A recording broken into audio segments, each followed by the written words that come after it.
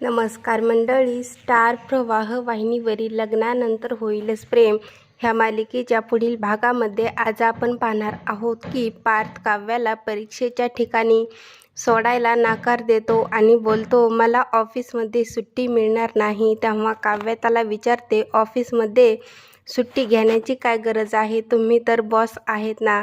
तेव्हा पार्थ तिला उत्तर देतो की बॉस मी नाही, विक्रम देशमुख आहेत. आणि काव्या पुढे बोलते, फक्त बॉस नाही तर ते तुमचे वडील आहेत, ते तुम्हाला सुट्टी देणार नाही का. आणि तेव्हा पार्थ काहीच उत्तर देत नाही.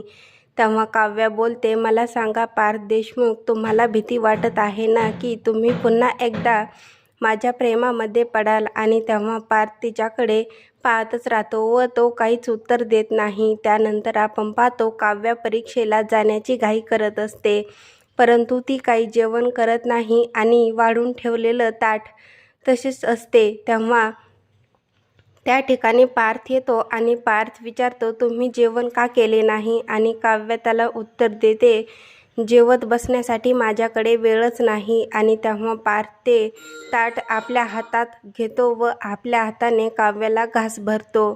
आणि तेव्हा दोघेही एकमेकांकडे प्रेमाने पाहू लागतात. तर इकडे आपण पाहतो की जीवा आणि नंदिनी हे नंदिनीच्या मैत्रिणीच्या लग्नाला गेलेले असतात आणि ते दोघेही लग्नाच्या ठिकाणी नंदिनीचा पाय घसरतो व ती खाली पडणार. तेव्हा जीवा तिला अलगद आपल्या मिठीमध्ये घेतो आणि त्यावेळेस नंदिनी आणि जीवा दोघेही एकमेकांकडे प्रेमाने पाहू लागतात. आता पुढे येणाऱ्या भागामध्ये पार्थ आणि काव्याच्या पुन्हा एकदा प्रेमामध्ये पडणार का, त्याचबरोबर नंदिनी देखील जीवाला माफ करणार का, हे पाहणं खूपच मजेदार ठरणार आहे.